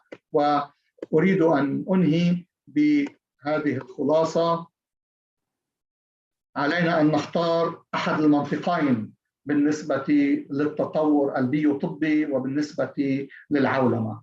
إما منطق التحدي الذي يذهب إليه الكثير تذهب إليه كثير من المدارس الفلسفية والاجتماعية والسياسية وللأسف الدينية أيضا، وهو منطق التحدي، الكبرياء على الله باسم العلم وعلى الآخر وعلى الذات، وهذه تؤدي إلى مسيرة عداوة ونقمة مع البيئة، مع الكون، مع الآخر، وإلى ما هنالك. إما أن نجدد فينا منطق النعمة وبالتالي نتواضع أمام الله وأمام الآخر وأمام الذات، وندخل معه مسيرة بنوة وأخوة، بنوة مع الله وأخوة مع الآخر. وشكرا لإصغائكم، يعطيكم ألف عافية.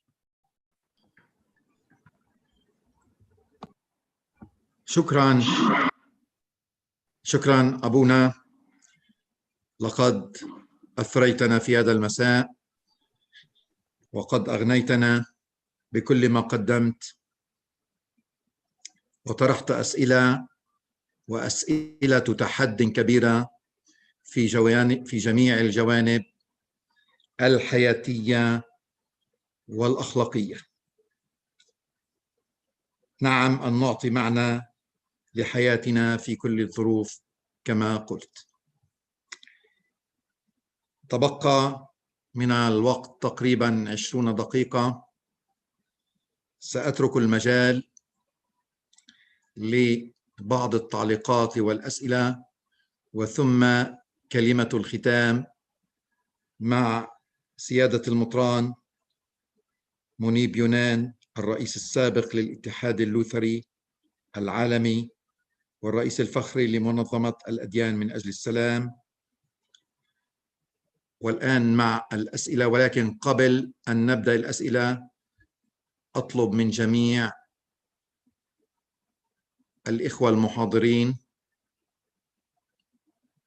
أن يزودونا إذا استطاعوا في أقرب وقت ممكن بمحاضراتهم للنشر في مجلة مركز اللقاء. الأسئلة تقرأها السيدة برناديت مرة. سنختار معنا الأسئلة المهمة والتعليقات المهمة ومقتضبة، وأمل أن يكون ذلك مقتضب. مساء الخير، شكرا جزيلا لجميع المحاضرين. في عنا بعض الأسئلة. From Ms. Margaret to all panelists, should politics and religion be kept separate? Would it be helpful to have a religious council with representatives of different religions to guide politicians? Who would like to answer on this question, please? I could say something to begin. I think if I understood the question, it's about how religious leaders can better guide political leaders. And, I think that can be very important to even some of the presentations we've just heard from Dr. Maria Elizabeth de los Uriarte and Father Dr. El Haibi and others. I think these are forms of education, reminding the leaders of government of important moral and spiritual principles. At the same time, many leaders in government are themselves very deeply religious and people. So I think we shouldn't overstate that the religious alone are experts who guide political leaders who are not aware of these issues. So I think the principle, as I see, is dialogue and mutually respectful collaboration, which includes sharing insights, wisdoms from the religious traditions, and also learning from others. And to conclude, what delegitimizes the voice of people of faith so often is our own disunity with one another, that it somehow undermines our credibility.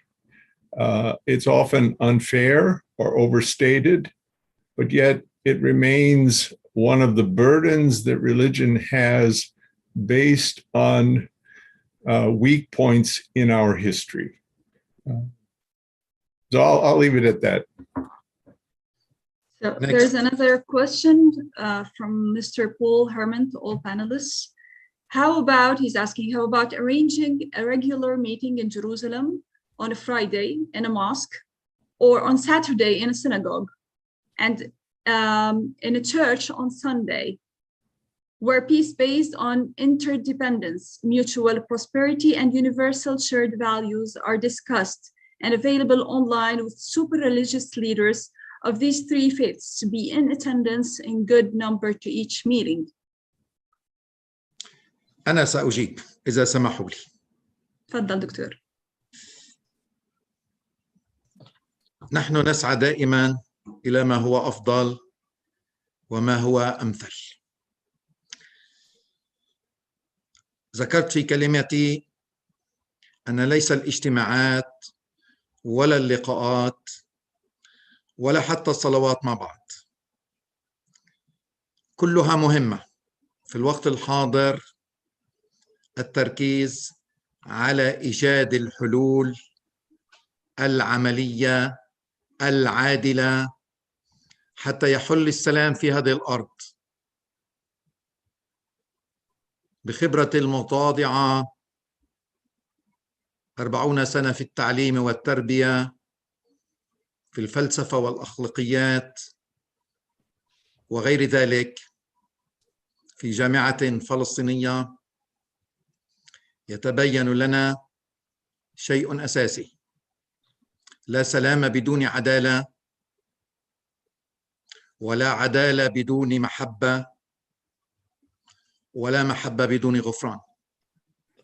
عندما يتحقق كل ذلك يستطيع الجميع أن يجتمع. هنالك مبادرة كثيرة وجميلة وإيجابية، وكل مبادرة نتركها للزمن والوقت المناسب. شكرا. شكرا دكتور. From Mr. Wayne Hankins to all panelists, the book has taught us that the fall of man in the garden so long ago is the source of all our problems. All religions have come after the fall, yet we are all far from creating the world of God's original intent. What is missing? What needs to be done?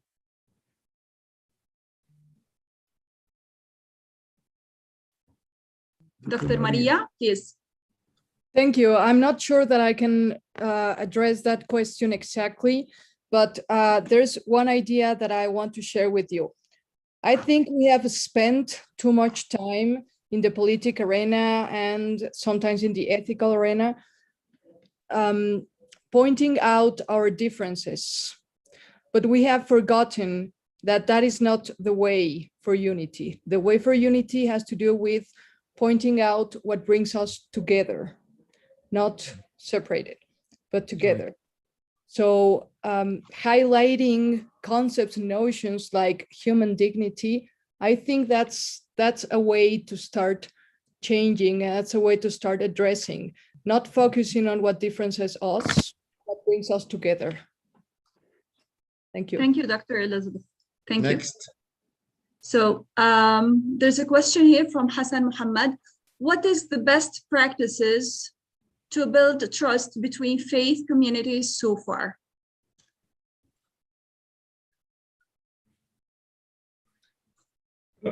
Well, I'll say something to that. Very good question.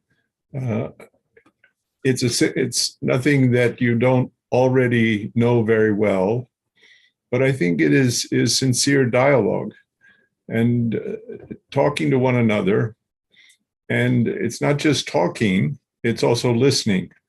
So dialogue is speaking and listening, so that and with an openness to learn. And that kind of dialogue has a result or an outcome when it's sincere and constructive and open, it leads to a kind of newer understanding or some step up in our understanding, and most often some kind of newer respect for the dialogue partner, some appreciation that wasn't there before. And then on that foundation, there are opportunities for cooperation. And the final thing I'd say, and it goes back to the other question about doctrines of the fall or theology of sin or the fallenness or brokenness of human beings. Although that's a negative aspect of theology, it is an effort to explain why there's so much suffering. It also leads to what Dr. Zaknoun said, that why do we believe in, for example, forgiveness? That yes, peace requires justice, and justice requires love, and love, all of them require a capacity for forgiveness. One reason for forgiveness is to recognize our own limitations, our finitude, and our fallenness, so that when we bring that factor in, I think it opens up opportunities for dialogue to be more successful and productive. Thank you, Dr. Thomas. Another question from Mr. Peter Davids. He's asking about the ways to... أبونا إدغار بده يجاوب شيء؟ تفضل أب إدغار. شكرا. بالنسبة لنفس السؤال المتعلق ب ما يقارب الثقة والعلاقة بين الأديان، أريد أن أدلي باختبار بسيط بالطبع في هذا الإطار. في جامعة القديس يوسف في بيروت لدينا في كلية العلوم الدينية، حيث أنا أيضا، لدينا معهد خاص بدراسات الإسلامية المسيحية، ونحن أيضا ننشئ على ماستر في العلاقات الإسلامية والمسيحية. هذا الماستر فيه الطلاب مشتركين، طلاب مسيحيون ومسلمون من عدة ملل ومن عدة بلدان، من لبنان ومن الأردن ومن العراق ومن إيران ومن مصر ومن السودان وإلى ما هناك في نفس الصف. وفي بعض الأحيان نحن أستاذان في الحصة نفسها، أستاذ مسيحي وأستاذ مسلم، ونعطي التنشئة. الذي أريد أن أقوله، أنا أعطي إحدى المواد، في هناك عدة سيميناري، بس في سيميناري أنا كمان بعطيه اسمه في خلقية الحوار بين مختلفين، في خلقية الحوار بين مختلفين، وأطبق هذه الخلقية على الحوار الإسلامي والمسيحي.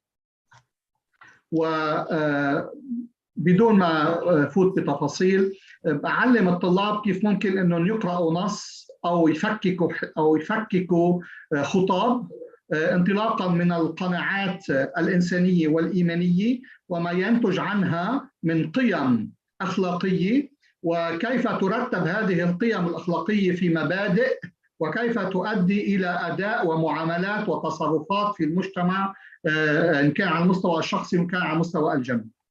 وقريبا إن شاء الله نحن نعد لطباعة بعض أعمال الطلاب، المسلم كيف يتكلم إلى الإسلام، والمسيحي كيف يتكلم إلى المسيحيين. هلا نحن نعلم أن المسيحي يستطيع أن يتكلم بذلك إيجابا، ولكن أن نرى كيف المسلم يقرأ في القرآن وفي الخطبات الإسلامية وفي المعاهدات بين الأزهر وروما وإلى ما هنالك، كيف يتكلم بشكل رائع عن القيم في الإسلام والقيم في المسيحية والقيم الحوارية. إنما أعتقد أننا نحن أمام معجزات وعجائب في هكذا مداخلة. أريد أن أصل إلى نقطة واحدة: كي يكون هناك وئام ومحبة يجب أن يكون هناك بيئة سلام، وكي يكون هناك بيئة سلام يجب أن يكون هناك ثقافة سلام، وكي نبني ثقافة السلام علينا أن نعمل على جامعاتنا وعلى مدارسنا قبل أن نعمل في مجتمعاتنا وفي سياسياتنا. شكرا. شكرا أب إدغار. بعد هاي المداخلة ما في داعي إنه أذكر السؤال لأنك جاوبت عليه فعلا. السؤال كان مطروح من خلال أخلاقنا المسيحية، من خلال أخلاقنا إحنا بنعيش نعمة الروح القدس. كان السؤال إنه كيف بنعيش نعمة الروح القدس في الكنيسة بحياتنا اليومية. شكرا كتير أب إدغار. أنا رح أذكر هلا بعض التعليقات. في عنا دكتور رمزي بيقول we never give up until peace and equality rules the world. تعليق تاني من دكتورة جانا توموري. Dr. Jana Tomori has commented that religion, science, and culture, and where there is religion, not the tradition, remains points of conflict, as she notes. Another comment from Mr.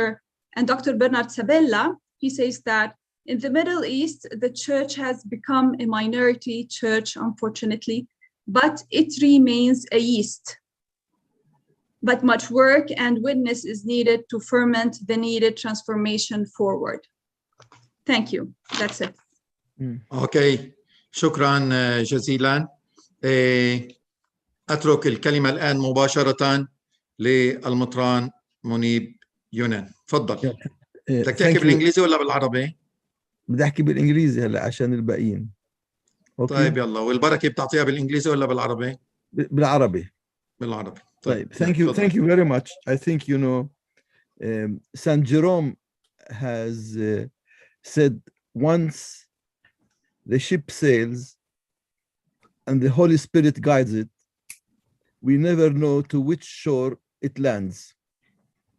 And this is exactly what has happened in this webinar. I'm really very impressed by this strong and outstanding webinar where I've learned a lot and we have benefited others. I really am very appreciative that we are speaking about a culture of peace. I remember in one of his encyclical, Pope John Paul II wrote about that the church should promote a culture of peace, and that culture of peace should also be a culture of love, a culture of truth. And I'm really appreciative that Pope Francis spoke about the political love, because in politics, there is no love, there are interests.